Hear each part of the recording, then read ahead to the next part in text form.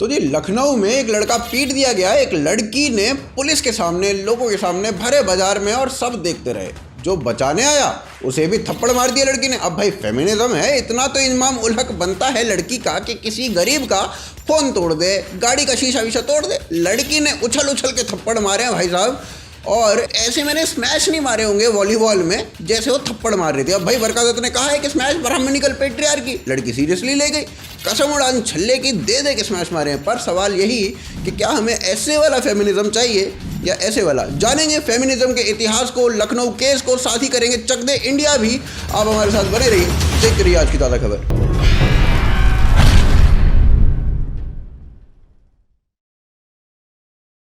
तो जी भारत की महिला हॉकी टीम ने ऑस्ट्रेलिया को 1-0 से हरा दिया और सेमीफाइनल में प्रवेश किया।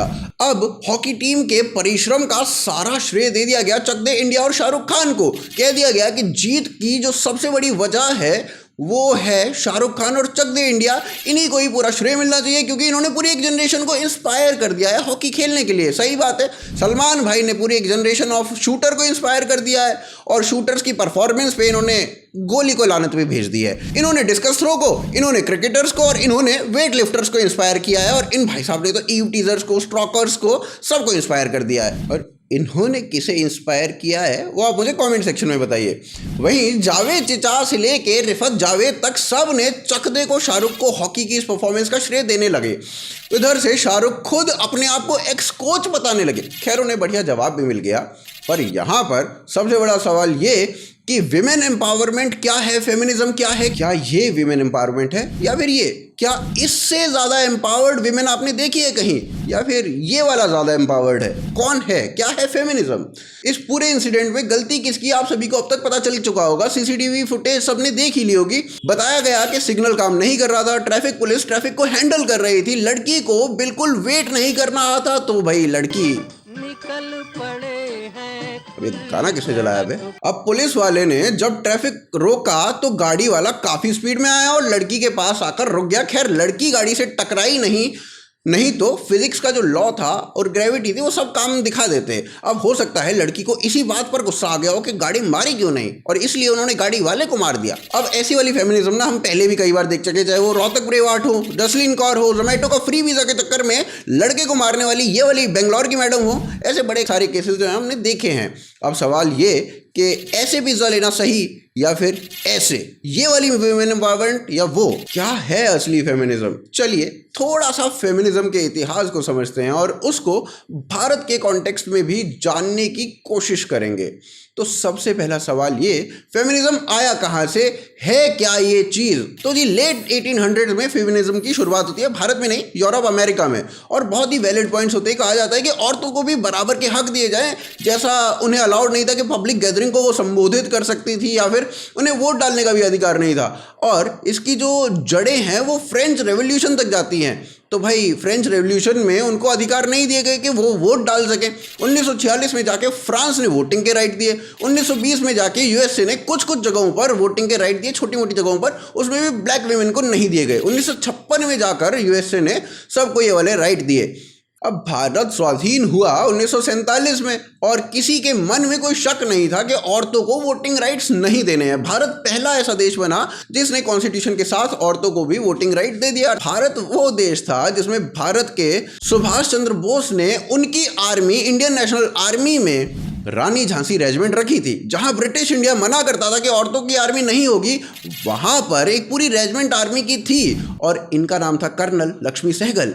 जब फेमिनिज्म का दौर यूरोप में चल रहा था, औरतें लड़ रही थी इक्वल राइट्स के लिए, वोटिंग के अधिकार के लिए, तब भारत में लक्ष्मीबाई झांसी में शासन कर रही थी। और पीछे जाएं तो सिनौली में फीमेल वॉरियर्स मिलती हैं, जहां पर वो मर्दों के साथ रण में जाने के लिए सक्षम थी। तो ये जो फेमिनिज्म है इसकी भारत में खास जरूरत कभी पड़ी नहीं थी। और भारत में फीमेल फ्रीडम फाइटर्स बहुत रही हैं। उन्हें किसी ने अंग्रेजों के साथ लड़ने से, अंग्रेजों के अगेंस्ट लड़ने से नहीं रोका, चाहे वो गरम दल से हो, चाहे वो नर कर्म दल से हों। फिर अगला वेव ऑफ फेमिनिज्म आता है 1960 से 1990 के बीच में, और इस बीच में औरतों ने कहा कि हमें टाइप कास्ट मत करो कि हमें ब्यूटी पेजेंट टाइप के काम करने हैं, हम वो सभी काम कर सकते हैं जो मुख्यतः मर्द करते हैं।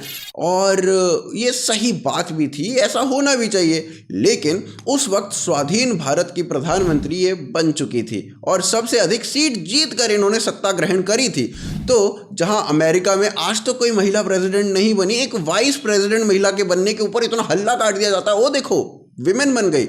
वहां पर हम उस समय से एक प्रधानमंत्री को और एक ये मैडम जो ऑलमोस्ट प्रधानमंत्री थी उनको लेकर चल रहे हैं। हाँ, संस्थानों में महिलाओं की कमी थी, शादीशुदा महिलाओं को उनके इन लॉज या फिर घर वाले भी काम करने नहीं देते थे, इसलिए इक्वल राइट्स के लिए उनके साथ हम आज भी खड़े हैं और इस तरह की डिमांड जो है वो बहुत बढ़िया है। फिर आया अगला दौर। अब फेमिनिस्ट कहती हैं कि हम बगल में बाल नहीं काटेंगे, तो भाई मत काटो। भारत में आधी से ज्यादा महिलाएं वैसे भी पार्लर नहीं जाती हैं और बाकी की बात आप समझ ही गए होंगे। अब फिर इसी फेमिनिज्म में इक्वालिटी की बात होते होते मर्दों से नफरत करने की बात आ गई। जैसे मर्दों को एक्सरसाइज नहीं करनी चाहिए क्योंकि उनकी बॉडी बन जाती है और ये मस्कुलिनिटी का नंगा नाच है।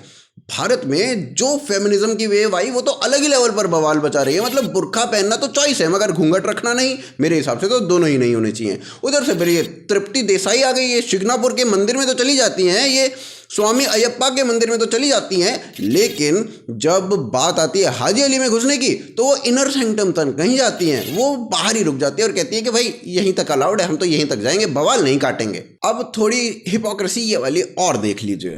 अभिनव, मैं एक इनसे कह सकता हूँ, आप क्या कहना चाहती हैं कि कुरान गलत है जब वो कहती है कि औरतों को कैसे ड्रेस होना चाहिए? कुरान गलत है? नहीं, कुरान गलत नहीं है। अब क्या हो जाता है? कुरान गलत नहीं है, लेकिन अब सडनली क्या हो जाता है?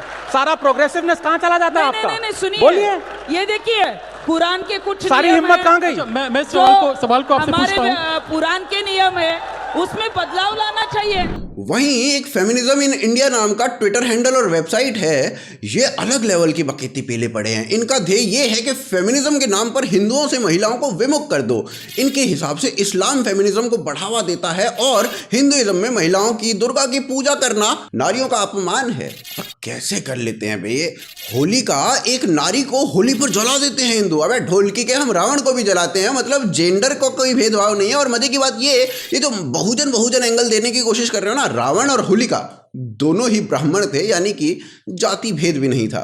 और इस तरह के आर्टिकल्स देखो, ये देखो, ये देखो, ये देखो और ये भी देखो, भरे बड़े हैं। फेमिनिज्म के नाम पर क्या बवासीर चल रहा है समझ में नहीं आता।